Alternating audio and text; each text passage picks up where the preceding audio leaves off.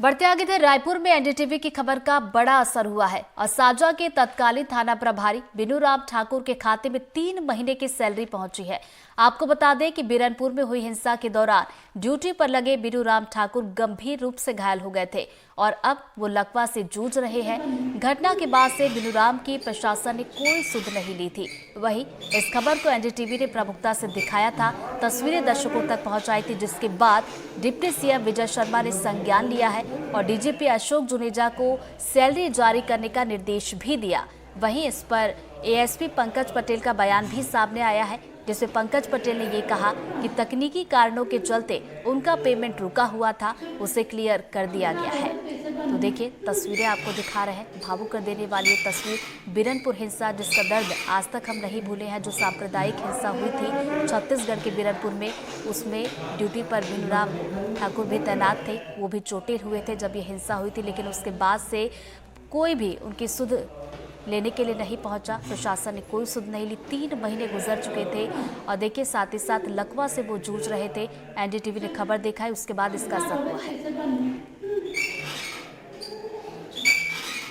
बिरनपुर साजा थाना अंतर्गत बिरनपुर गांव में जो घटित घटना थी, उस घटना में हमारे साजा थाना के सब इंस्पेक्टर बिनूराम ठाकुर घायल हो गए थे और उनका लगातार इलाज जारी है। हाल में कुछ तकनीकी कारणों से उनका वेतन रुक गया था, तो वर्तमान में आज दिनांक उनका संपूर्ण वेतन पिछले जो 3 माह का था वो जारी कर दिया गया है और संबंधित को उनका वेतन प्राप्त हो चुका है और इनका लगातार अभी इलाज चल रहा है, जिसकी विभाग द्वारा लगातार एक संपर्क में रहकर उनके बेहतर इलाज के लिए लगातार चिकित्सकों से परामर्श किया जाता है। और चलिए, इसी खबर पर ज्यादा जानकारी के साथ हमारे सहयोगी नीलेश हमारे साथ जुड़ गए, सीधा उनका रुख करेंगे। नीलेश, देखिए, ये जो तस्वीर इस वक्त हम देख रहे हैं, बेहद ही भावुक कर देने वाली ये तस्वीर है, जो एक बार फिर से उस सांप्रदायिक हिंसा को याद दिलाती है। लेकिन देखिए, बड़ी बात यह है कि एनडीटीवी ने इस खबर को प्रमुखता के साथ दिखाया, इसका असर भी हुआ और अब 3 महीने की सैलरी उनके खाते में आ गई है। जी बिल्कुल ऋतु, हम बड़ी प्रमुखता से इस खबर को एनडीटीवी और ने दिखाया और बड़ी सरकार को भी एक बार कहना चाहिए कि वो उन्होंने भी 24 घंटे के भीतर इस पर संज्ञान लिया और एक बड़ा असर एनडीटीवी की खबर का 24 घंटे के भीतर हुआ है। डिप्टी सीएम विजय शर्मा ने खबर के बाद ही उनकी जानकारी में आई खबर चलते ही, और उन्होंने तत्कालीन जो डीजीपी हैं अशोक जुनेजा, उनको निर्देश दिया कि किसी भी हालत में सैलरी जारी की जाए बिनूराम ठाकुर की। उसके बाद जहाँ अलग मसला है कि आप उस पर पता लगाएं कि आखिर क्यों सैलरी रोकी गई थी, कारण क्या है, ये सारी चीजों पर जांच कराते रहेंगे, लेकिन सबसे पहला काम कीजिए कि उनकी सैलरी जारी करिए।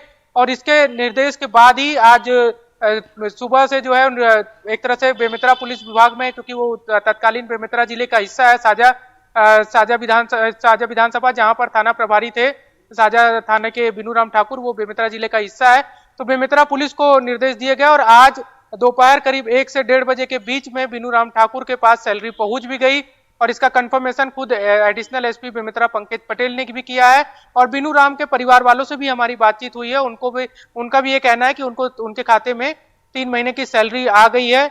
एक बड़ा असर एनडीटीवी की खबर का हुआ है और साथ ही एक बड़ी राहत बिनूराम ठाकुर को मिली है, जो पिछले 3 महीने से जिनको सैलरी नहीं मिल रही थी। बिनूराम ठाकुर ऑफ द रिकॉर्ड उनके परिवार वालों से बात करने पर, कैमरे के सामने चूंकि पुलिस विभाग का मामला है, तो न सिर्फ बिनूराम ठाकुर बल्कि उनके परिवार के लोग भी अनुशासनहीनता के डर से कि अनुशासनहीनता हो जाएगी, पुलिस विभाग में इस तरह की कार्रवाइयां की जाती हैं, वो कुछ कहने से मना कर रहे थे। लेकिन ऑफ कैमरा जब आप सैलरी जारी हो गई तो उनके परिवार के लोगों का कहना था, वो एनडीटीवी को धन्यवाद भी दे रहे थे और इसके साथ ही वो कह रहे थे कि एक बड़ी राहत मिली है उनके जो बिनूराम ठाकुर है, खर्चा चलाने के लिए परिवार के अन्य सदस्यों से उन्होंने कर्ज भी लिया था, उस कर्ज की अदायगी करेंगे और अब उन्हें इस बात की भी उम्मीद है कि प्रशासन और खासकर उनका विभाग उनकी अब सुध भी लेगा, क्योंकि कहा यह जा रहा है कि जब से घटना हुई थी उसके बाद से लगभग 1 महीने तक बिनूराम ठाकुर एक बड़े अस्पताल में एडमिट रहे गंभीर अवस्था में, उसके बाद ठीक हुए तो अब लकवा का इलाज करा रहे हैं। लेकिन इस दरमियान कोई भी बड़ा अधिकारी या कोई नेता उनसे मिलने या उनसे की जानकारी लेने नहीं पहुंचा था। लेकिन जब से एनडीटीवी पर खबर चली है उसके बाद से अब तक कई पुलिस अधिकारियों के फोन बिनूराम ठाकुर के पास आ चुके हैं। उनके परिवार वालों से बातचीत हो गई है और उन्होंने वो आश्वासन दिए हैं कि न सिर्फ सैलरी तो जारी कर ही दी गई है, लेकिन अब जो भी जरूरी मदद भी होगी या जरूरी जो सुविधाएं होंगी वो भी बिनू ठाकुर को मिलेगी। तो ये एक बड़ी राहत की बात है बिनू ठाकुर बिल्कुल के लिए। नीलेश, और ये एक बड़ी बात राहत कि की बात है कि हमने जो तस्वीरें पहुंचाई उसका असर भी हुआ और 3 महीने की सैलरी उनके खाते में पहुंची और जाहिर सी बात है कि बड़ी राहत उनके परिवार वालों के लिए भी होगी।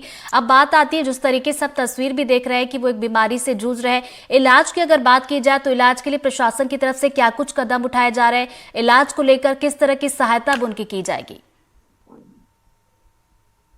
जी बिल्कुल, देखिए जो इलाज के खर्च हुए थे वो तो पुलिस विभाग ने ही अदा किया है। ऑन ड्यूटी बिनू ठाकुर को चोट लगी थी और वो गंभीर अवस्था में पहुंच गए थे, वह मुश्किल उनकी जान बची है। और इसके जितने भी खर्चे थे, जो निजी अस्पताल रामकृष्ण केयर जो सबसे बड़ा अस्पताल और महंगा अस्पताल माना जाता है छत्तीसगढ़ का, इलाज वहां पर हुआ उनका, उसका खर्च पुलिस विभाग ने ही अदा किया था। लेकिन उसके बाद जब वो वहां से डिस्चार्ज हो गए तो उनकी स्थिति पूरी तरह से ठीक नहीं है। अभी भी बायां हिस्सा जो है शरीर का वो लकवाग्रस्त है, जैसा कि तस्वीरों में भी नजर आ रहा है कि वो जब चल रहे हैं या फिर बात करें तो उनका बायां हिस्सा जो है वो लकवाग्रस्त है। उसके इलाज के लिए वो एक सहायता केंद्र में है, जो ऐसा केंद्र जो लकवाग्रस्त मरीजों के लिए सुविधा उपलब्ध कराता है, उनकी इलाज करता है। हालांकि वो एक तरह से एनजीओ के रूप में काम करते हैं, वो किसी तरह की फीस नहीं लेते, लेकिन वहां रहने और जो अन्य खर्चा होता है वो मरीज को ही अदा करना पड़ता है। क्योंकि वो मेडिकल के दायरे में नहीं आता और उसकी कोई फीस नहीं होती, इस वजह से उसका कोई खर्चा तो विभाग द्वारा स्वाभाविक है कि तकनीकी कारणों से नहीं उठाया जा सकता। लेकिन इनके जो अपने खर्चे हैं, जैसे वहां रहने का खर्चा, रोज खाने पीने का खर्चा, तो ये सारी चीजें जो है सैलरी नहीं मिलने के कारण उनको दिक्कत हो रही थी।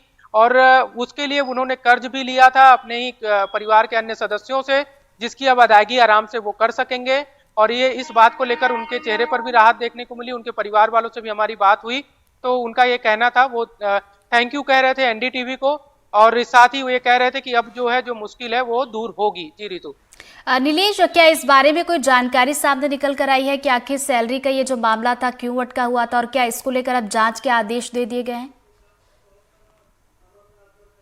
जी बिल्कुल, जांच के आदेश देने की तो जानकारी नहीं है, लेकिन क्यों अटका था इसका मसला ये है कि बिनू ठाकुर साजा थाना प्रभारी थे जब अप्रैल में ये घटना हुई थी।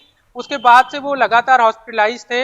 इसी दरमियान सितंबर 2023 में अचानक उन्हें एक तरफा रिलीव कर दिया गया और बेमेतरा से उनकी पोस्टिंग दुर्ग जिले में कर दी गई और दुर्ग जिले के कलेक्ट्रेट में उनको पोस्टिंग दी गई। और जबकि वो हॉस्पिटलाइज ही थे, वो अपना इलाज ही करा रहे थे, इनसे पूछा तक नहीं गया था और इनके मेडिकल रिपोर्ट भी नहीं देखी गई थी। अब चूंकि मामला बेमेतरा से हटकर दुर्ग जिले को पहुंच गया था और दुर्ग जिले में इन्होंने अपने हेल्थ के कारण, स्वास्थ्यगत कारणों से उन्होंने ज्वाइनिंग नहीं दी थी, इस वजह से उनकी सैलरी दुर्ग जिले से जारी नहीं हो रही थी। और बेमेतरा से चूंकि उनका ट्रांसफर हो चुका था, इस वजह से बेमेतरा से भी सैलरी जारी नहीं हो रही थी। तो चलिए, कहीं ना कहीं किसी वजह से सैलरी जो अटकी हुई थी, लेकिन बड़ी राहत की बात यह है कि एनडीटीवी ने इस खबर को प्रमुखता से दिखाया, तस्वीरें दर्शकों तक पहुंचाई, आला अधिकारियों तक ये तस्वीरें पहुंची, जिसके बाद उनके परिवार को भी बड़ी राहत मिली है कि 3 महीने की सैलरी जो है उनके खाते में आ चुकी है। बहुत बहुत शुक्रिया नीलेश आपका तमाम जानकारी के लिए।